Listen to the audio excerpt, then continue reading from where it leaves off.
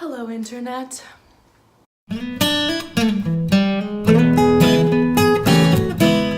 It's me, Sam. Hello, and welcome to Sam's experience with a hormonal IUD. Now, this is quite the topic, if you ask me. So, I guess I should start with what an IUD is. It's like a little, I guess it's kind of like a T. It's a little T-shaped, like, piece of plastic that goes in your uterus, and it releases hormones. And if it's hormonal, it releases hormones. And it basically does the same thing as like a birth control pill. It tricks your body into thinking that you're pregnant so that you can't get pregnant, because if you're already pregnant, you can't get pregnant again. Right? Right. And I had been on the pill for a little over a year when I decided I wanted an IUD, just because it's scary, in my opinion, to think that you could miss a pill. And it just, not only like could you get pregnant, it just messes up with like your period and like messes like with your mood. And my experience on that pill was really good because it controlled like how I felt around my period, and I didn't have to have my period every month, which was very nice. So in December of 2018, I decided that I wanted to get, and actually I decided I wanted to get an IUD way before that, but there was a bunch of things that in the way that like stopped me from being able to get one in terms of insurance. And so in December of 2018, I got the Kyleena IUD. So I walked in to get consulted about this IUD, and I was like, oh my god, this is gonna be the best thing in the whole world. Wrong. That freaking thing killed me. So your girl already has anxiety/depression. That's been acknowledged, that's been diagnosed, it's a thing. And so I got the IUD, and then this was probably not smart of me, I should have been paying more attention, but I did not connect my depression worsening with getting the IUD. So I got the IUD in December, and then the depression just really got worse from there. And it's still going down, but I now believe it's gonna go up. And so I started seeing a therapist, I started going to a psychiatrist to get some drugs, and like I did start taking like Zoloft and Prozac, and neither of those drugs worked out. The side effects were too much to, like they worked, but the side effects were too much, like it wasn't worth it to keep going on those. And so like that was a whole different thing entirely, and that could have had something to do with what happened. But I think after spring break, which was end of March, is when this really kind of started. I started having panic attacks, and I had never really had panic attacks in my life. Like I've had maybe 2 before March in my whole life. Like I have anxiety attacks all the time, but those are different. Like I can control those, I can like still be a person through those. But the panic attacks just did me a number. Like they just did me, and like it was awful. And I don't even really know how to describe it. Like it's just, I think the first time I had one, I like in my head I was like, oh my god, call 911, I'm having a heart attack, I'm dying, like something is wrong. And so that started happening, and like it started out like very few, like there was like one maybe every other day, every couple of days, and then it progressed like a lot. And then at one point I was having one every 10 minutes, and then I went to my psychiatrist, and she was like, oh, it's the drug, let's put you on something else. And it probably was the drug, but because they did lessen after that, but they didn't stop. Like that's where I should have gotten the cue that maybe something is wrong. Maybe it's not like just me, maybe, because I thought I had developed a panic disorder. And I mean, college is a stressful time, and like it was my freshman year and stuff.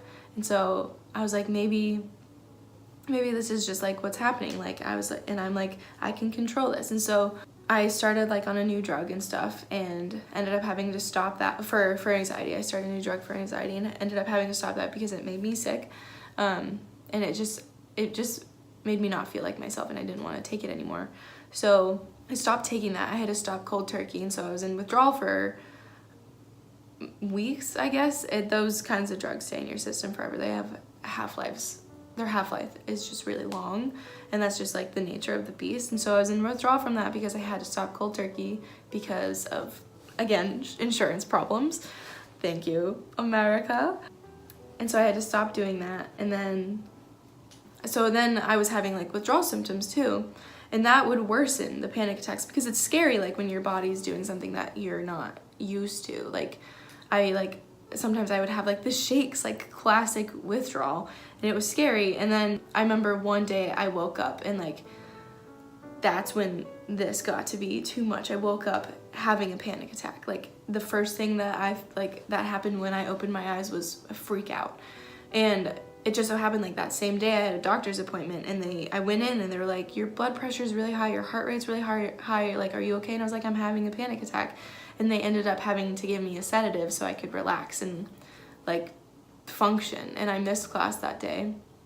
And so they gave me a prescription for lorazepam, which is a benzodiazepine, something like that. My mom calls them benzos, and they're highly addictive, and they normally do what they're supposed to do. Like they use it like when people are nervous, like if they're about to go in to have surgery and they're nervous about the surgery, like they would give them a lorazepam. And I only took half of I don't remember what, it was not a lot, and then we halved it because I couldn't handle the full pill, because believe it or not, it worsened depression. What a life, am I right? And so I was given this prescription for lorazepam, which again is highly addictive and like a gateway for opioids basically, and like narcotics. And first of all, my mom was pissed that they gave a 19-year-old a lorazepam prescription like right off the bat. And I mean, I kind of am too, but I didn't need it. Like I was really struggling to just even function. Like I had to leave one of my classes one time because I was having a panic attack and I couldn't relax. And so that was probably the longest week of my whole fucking life. I would just have, it wasn't even like I was having separate panic attacks. It was like one long panic attack that lasted the whole day. And let me tell you, it's exhausting. And like, I don't even want to talk about it because it was just tiring, and like, I can't explain what it was like. Like that in itself made the depression worse, because all I could think when I was having this panic attack, like, this would be so much easier if I just wasn't here, like non-existent. And like, that's a really bad thought to have. And I have a therapist and I have a psychiatrist, so I'm getting help for those bad feelings. But that's a whole different video. So it was right after Easter when that started happening. And so from Easter till about a week ago, I was having these like outrageous panic attacks that would like really render me useless. Like I couldn't function, and it was like right during finals too, which is really hard. And I had lorazepam, and then my psychiatrist also prescribed me beta blockers, which is a high blood pressure pill, but in low doses it can help like relax you. Like performers use them. Like if they're nervous for a performance, they'll take one right before. And I was supposed to be on those for 2 days, and I think that was right before we left, for the week before I moved back into campus. And the night that I got to Megan's house, like the whole ride home, or the whole ride to her house, I was just having a panic attack, trying to like breathe and stuff and like relax. And we got to her house and it was just getting worse and worse and worse. And then we all went to bed because it was late and I couldn't sleep. Like I was shaking. Like that's how I know it's a bad one, is when like my legs shake. And so I was shaking, and like I felt like I was gonna throw up. And then I think at like midnight I went and sat on the bathroom floor for almost 3 hours because I really thought I was gonna throw up. And like that was always part of a panic attack, was like I thought I was gonna throw up, and like it was so awful. And so the next morning I woke up, and I eventually did go to bed that night. The next morning I woke up and I told Megan's mom about it, and I texted my mom, and my mom was like, you need to get that IUD out. And I was like, do you really think it's this? She basically told me she researched a bunch about people's reactions to IUDs, and like my mom's side of the family has always had trouble like with hormonal birth control, because our hormones are always like out of whack and stuff. And I did completely fine on the pill, so it didn't even cross my mind that this IUD could be causing this. And so she sent me a bunch of articles about people having panic attacks because of their IUD and then them getting it out. So that same day that I woke up after like having such a rough night, we went to a Planned Parenthood and we just really yanked that thing right out of there. And obviously it takes a while for hormones to get out of your system and like for that to process.